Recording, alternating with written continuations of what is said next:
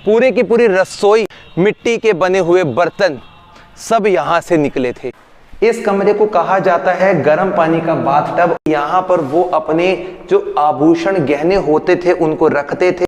आज भी बड़ी बड़ी कढ़ाई जिनके अंदर पानी को गर्म किया जाता था, उबाला जाता था, वो हमें देखने को मिल रहे हैं। एक कुआं और है दोस्तों यहाँ पे, जहां पर पास में खुदाई हुई थी, उनका संबंध आज से तकरीबन 5000 वर्ष पुराना है, यानी कि वैदिक काल का।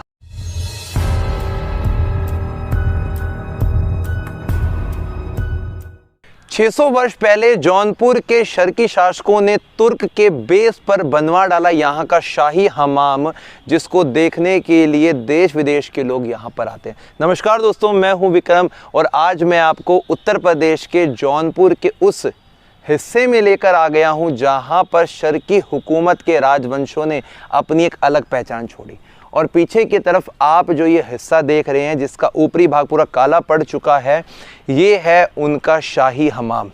यानी कि शर्की हुकूमत के जितने भी राजवंश परिवार के सदस्य हुआ करते थे वो यहीं पर स्नान लिया करते थे, नहाते थे। और इसके अंदर ठंडे गर्म पानी की मालिश करने के, मेल फीमेल के कपड़े चेंज करने के, सोने आभूषण रखने के, आग का सिस्टम, सब सिस्टम इसके अंदर आज भी हमें देखने को मिलेगा।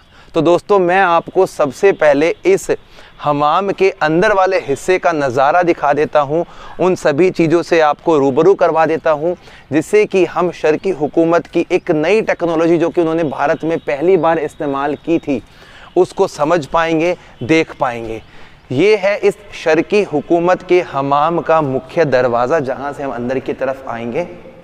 और अंदर आते आवाज़ गूंज रही है, इकोसिस्टम आप देख सकते हैं। उसके पीछे का क्रेडिट जाता है इसके ऊपरी भाग को, जो कि यहाँ पर एक डायमंड शेप के हिसाब से बनाया गया है। रोशनी बाहर जाने के और आने के लिए बीच में खोल दिया गया है। और कुछ सबूत भी यहाँ पर उस समय की जो वास्तुकला है उसके दीवारों पर आज भी हमें इंगित होते हैं, देखे जा सकते हैं। और इन्हीं सबूतों के साथ साथ में दोस्तों, अब मैं आपको दिखाता हूं कि जो पानी का स्टोर करने के लिए वो बाथ टब बनाते थे या सिंपल टब बनाते थे, वो कैसा हुआ करता था। ये है यहाँ पर एक ये षटकोणीय हेक्सागोनल, और इसके अंदर पानी आता है दोस्तों सामने से, और वहाँ पर बाहर की तरफ एक बना हुआ है कुआं।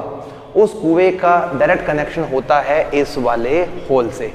ये जो आपको खांचे दिखाई दे रहे हैं, यहाँ पर रोशनी करने के लिए दिए लगाए जाते थे, जिसका इस्तेमाल शर्की हुकूमत के राजवंश किया करते थे। जौनपुर की स्थापना तो फिरोज शाह तुगलक ने 1359 में अपने चचेरे भाई मोहम्मद बिन तुगलक, जिनका रियल नेम जोना खान था, उनके नाम पर कर दी थी।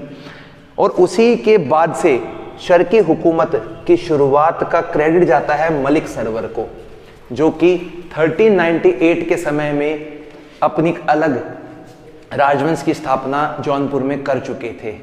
और अब मैं आपको दिखाता हूं दोस्तों, ये जो आर्च आपको दिखाई दे रही है, नीचे वाले हिस्से में आग जलाई जाती थी ताकि ठंड के समय में यहाँ पर गर्मी रहे। और यहाँ पर जो होल दिखाई दे रहा है, इससे होता था धुआं पास, क्योंकि ये जो इमारत है वो इस तरीके से बनी कि ठंड में गर्म रहे और गर्मी में ठंडा रहे। और यहाँ पर एक चैनल बनाया गया है जो कि पानी के फ्लो के लिए बनाया गया है। एक अंदर गैलरी दिखाई दे रही है, और इस तरफ आपको जो एक ये इनसाइड की अलमीरा दिखाई दे रही है, यहाँ पर वो अपने जो आभूषण गहने होते थे उनको रखते थे और उसके बाद में जाते थे स्नान लेने के लिए। अब मैं आपको एक बार इस वाले हिस्से में भी दिखा देता हूँ कि क्या क्या चीज़ हमें देखने को मिल रही है। नीचे की तरफ ये ड्रेन सिस्टम, नाली का सिस्टम दिखाई दे रहा है, और सामने की तरफ जो आपको ये दीवार दिख रही है, एक वक्त पहले ये जो दीवार थी नीचे वाली, ये नहीं हुआ करती थी। और यहाँ पर लकड़ी वगैरह रखकर अंदर की तरफ पानी गर्म करने की सुविधा भी हम देखेंगे, जो कि दूसरी तरफ जाना पड़ेगा। पानी का जो फ्लो है वो इस वाले हिस्से से बाहर एक दूसरा कुआं बना है, वहां से आता था, और इस हिस्से को हम कहते हैं गर्म पानी करने का सिस्टम। और ऊपर की तरफ ये जो होल बनाए गए हैं, ये यहाँ पर रोशनी वेंटिलेशन के लिए बने हुए हैं। तो आप ये समझ सकते हैं कि तुर्क के अंदर इस प्रकार के हमाम बना करते थे और 600 वर्ष पहले शर्की शासकों ने तुर्क के हमाम की नकल पर ही इस हमाम को यहाँ बनाया था और ये अपने आप में भारत के अंदर प्रथम ऐसा स्थापत्य कला का नमूना है जो कि तुर्क के ऊपर बेस्ड था। अब हम चलते हैं अंदर और यहाँ पर आप की आंखें खुल जाएंगी इनके सभी हिस्सों को देखकर। ये जो हिस्सा बना है, पहले आप यहाँ पर बहुत सारे कमरे देख लीजिए पूरा अपनी नज़रों को घुमाकर, और इन्हीं कमरों के अंदर हम अलग अलग हिस्सों को देखेंगे, समझेंगे कि कौन सा कमरा कक्ष कैसा बना हुआ है। तो हम शुरुआत कर देते हैं दोस्तों इसके सबसे मुख्य भाग से, जहाँ पर बना है उनका शाही बाथटब। और इस शाही बाथटब को मैं आपको दिखा देता हूँ कि कितनी इसकी गहराई है, कैसे वो पानी यहाँ पे आता था। तो आप यहाँ पर देख सकते हैं सामने की तरफ एक होल बना हुआ है और इसका इंटरकनेक्शन है बाहर के कुएं के साथ में। सारा पानी यहाँ पे इकट्ठा हुआ करता था और यहाँ पे रहता था ठंडा पानी, यानी कि ठंडे पानी का बाथटब। और शर्की राजवंशों के जो शासक थे उनको नहाने के लिए इसी बाथटब में आना पड़ता था। जस्ट इमेजिन करके देख सकते हैं आप कि वो समा, वो माहौल कितना अच्छा रहा होगा जब यहाँ पर शर्की राजवंशों के अलग अलग शासक, अलग अलग व्यक्ति नहाते होंगे। अब मैं आपको वहाँ पर एक दीपक का एक ये होल दिखाता हूँ। दिया रखते थे लाइटिंग के लिए और यहाँ पर एक होल बना हुआ है जिससे कि उसका जो धुआं है वो बाहर की तरफ में जाता होगा, यानी कि सभी चीज़ों का ख्याल रखा गया है। ये वाला जो रूम आप देखेंगे दोस्तों, यहाँ पर जो फीमेल होती थी वो कपड़े वगैरह चेंज करती थी और इस रूम को आप देख लीजिए, आज भी इसकी जो झलक है पुरानी ईंटों के साथ में सामने की तरफ आपको देखने को मिलेगा। और फीमेल के क्लॉथ चेंज करने का एक स्पेशल कमरा कक्ष बना हुआ है और इसी के जो सामने की तरफ में जो मेल होते थे उनके कपड़े चेंज करने का एक कमरा बना हुआ है, वो भी मैं आपको दिखा देता हूँ। आ जाइए दोस्तों आगे की तरफ, यहाँ आइए एक बार आप। इनकी जो दीवारें हैं तकरीबन ये 8-10 फीट चौड़ी बनी हुई है और अंदर की तरफ जब आप आएंगे तो ये पूरा कमरा वो है जहाँ पर वो मेल कपड़े चेंज किया करते थे। और ठंड के समय में लकड़ी वगैरह जलाकर रखने का एक स्पेसिफिक प्लेस यहाँ पर भी बना हुआ है और इसी तरह का एक सामने की तरफ बना है जिसमें अपना कोई सामान भी रख सकते हैं आप, या फिर ठंड के समय में लकड़ी जलाकर इस पूरे हिस्से को गर्म कर सकते हैं। अब हम चलते हैं वहाँ पर जहाँ पर शर्की राजवंश के शासक मालिश करवाते थे, हजाम करवाते थे। आइए दोस्तों आगे की तरफ और अब सीधा चलते हैं सामने वाले इस बरांडे में, और यही वो बरांडा है जहाँ पर राजवंश के सभी लोग मालिश वगैरह करवाया करते थे उन पहलवानों से और अपने उन दासों से। इस वाले हिस्से में मैं आपको एक चीज़ और दिखाता हूँ जो काफ़ी ज़्यादा इम्पॉर्टेंट है, जिसको देखकर आप भी हैरान हो जाएंगे और उसके लिए आपको आना पड़ेगा इस कमरे में। इस कमरे को कहा जाता है गर्म पानी का बाथटब और इसी बाथटब के अंदर बनता था गर्म पानी। गर्म पानी कहाँ से बनता था? सामने जो आपको ये होल दिखाई दे रहा है यहाँ पर लकड़ी वगैरह लगी रहती थी और उसके नीचे लगा रहता था एक बहुत बड़ा एक कढ़ाया, और वो कढ़ाया कहाँ रखा जाता था वो उस तरफ है, वो भी आपको मैं दिखाऊंगा। और यहाँ पर एक होल आपको जो दिखाई दे रहा है यहाँ से आता था गर्म पानी।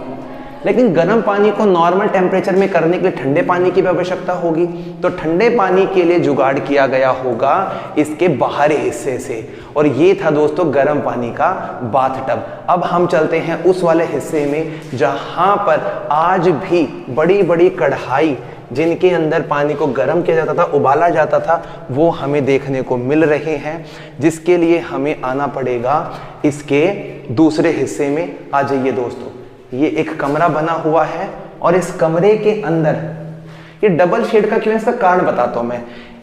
एक व्यक्ति बाहर से आता था, इस वाले हिस्से में देखिए आप जो राउंड शेप आपको दिखाई दे रही है, यहाँ पे भी एक कढ़ाई रखी रहती थी और मुख्य जो कढ़ाई है वो यहाँ रखी रहती थी। काफी गहराई वाला हिस्सा ये होता होगा।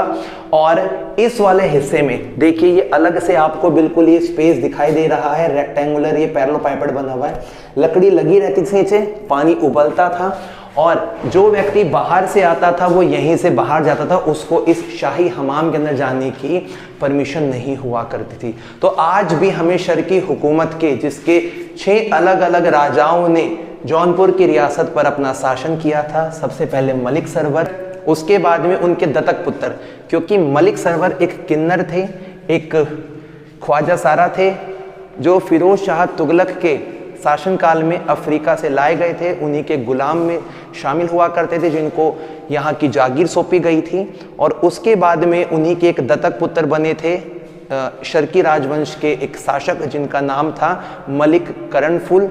उसके बाद बने थे इब्राहिम शाह शर्की, फिर बने थे महमूद शाह शर्की, मोहम्मद शाह शर्की और अंतिम बने थे हुसैन शाह शर्की, जिनका शासनकाल तकरीबन लोधी डायनेस्टी के समय तक था। 100 वर्षों तक उन्होंने अपना शासन यहाँ पर किया था। अब मैं आपको ले चलता हूँ यहाँ के उन कुओं में जहाँ से पानी डायरेक्ट इन हमाम के अंदर आता था। चलिए दोस्तों, अब मैं आपको लेकर आ गया उस कुएं में जहां से इस हमाम के अंदर ठंडे पानी की सीधी सप्लाई हुआ करती थी। और वो कुआं है दोस्तों यही वाला।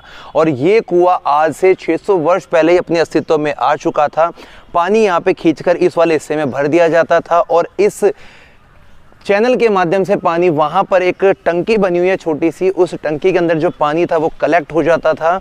ये देख सकते टंकी, और काफ़ी हैवी प्रेशर के साथ में इस टंकी से जो डायरेक्ट पानी था वो अंदर की तरफ सप्लाई होता था। वहाँ पर एक दूसरी टंकी आपको दिखाई दे रही होगी पानी की, लेकिन इसका जो एक्स्ट्रा वाटर होता था वो सारा कलेक्ट हो जाता था इस थोड़ी बड़ी टंकी के अंदर। जो यहाँ के एनिमल्स थे, जो इन शासकों की सेना में शामिल थे, उनके लिए पानी इस्तेमाल में आता था। पानी को खींचने के लिए यहाँ पर एक बड़ा लकड़ी का एक हिस्सा लगा रहता था, जिस पे रस्सी बंधी रहती थी। और जो उस समय के उसके जो उन शासकों के जो कारीगर गुलाम हुआ करते थे वो पानी को खींचा करते थे, जिसके लिए एक रैंप बनाया गया स्लोप डाउन फॉर्म में। आप देख सकते हैं ये वाला जो रैंप है ये नीचे की तरफ जा रहा है, इसे पोद्दार बोलते हैं। यानी कि रस्सी को जब आप खींचोगे ऐसे आगे की तरफ तो ईजिली आप यहाँ से नीचे की तरफ जा सकते हो। आपकी जो एनर्जी है वो आपको ज़्यादा नहीं लगानी पड़ेगी। ये सिस्टम भी हमें यहाँ पर देखने को मिल रहा है। एक कुआं और है दोस्तों यहाँ पे, जहाँ पर पास में खुदाई हुई थी तो उसके पास वाले हिस्से में वैदिक सभ्यता से संबंधित काफ़ी सारे अवशेष मिले थे। वहाँ पे आपको ले चलता हूँ। चलिए दोस्तों, दूसरा कुआं हमें यहाँ पर ये वाला दिखाई दे रहा है और इसी का डायरेक्ट कनेक्शन हुआ करता था इस हमाम से, जो कि आज भी आपको इस हमाम का बैक साइड वाला हिस्सा दिखाई दे रहा है। और दोस्तों, हैरान कर देने वाली बात तब सामने आई जब यहाँ पर ASI की टीम ने खुदाई का काम शुरू किया। तो इस वाले हिस्से पर जो आपको ये ऊंचा एक रैंप दिखाई दे रहा है, पूरे की पूरी रसोई, किचन, मिट्टी के बने हुए बर्तन सब यहाँ से निकले थे। और उनका जब आकलन किया गया तो ये पाया रिसर्च में कि उनका संबंध आज से तकरीबन 5000 वर्ष पुराना है, यानी कि वैदिक काल का। जौनपुर पहले से ही अपने अस्तित्व में आ चुका था। यहाँ पर एक सभ्यता पनप रही थी जो काफ़ी ज़्यादा संपन्न थी। और पुराणों के अंदर, वैदिक काल के अंदर, पास में ही केरार वीर का एक मंदिर है, जिसके इस टीले पर आज का जौनपुर का एक किला बना हुआ है। यहीं पर भगवान परशुराम के पिता जमदग्नि, जो कि 7 संतों में से एक प्रमुख संत थे, उनका भी स्थल पास में ही पड़ता है, उनसे भी संबंधित है। और जौनपुर वाराणसी से भी पहले अपने अस्तित्व में आ चुका था। बस इतिहास की किताबों में इसके ऊपर काफ़ी सारी लिखावटें तो लिखी गई हैं, काफ़ी सारी बातें लिखी गई हैं, लेकिन जो इसका इतिहास है वो दब के रह गया था, जिसको आज हम उजागर कर रहे हैं, आपके सामने पेश कर रहे हैं। अब हम बढ़ेंगे इसके अगले भाग की तरफ, जहाँ पर जौनपुर के किले और इसके आसपास के सभी हिस्सों को आपके सामने लेकर आएंगे। शर्की राजवंशों के इतिहास से आपको और भी रूबरू करवाते रहेंगे। तब तक के लिए जय हिंद, जय भारत।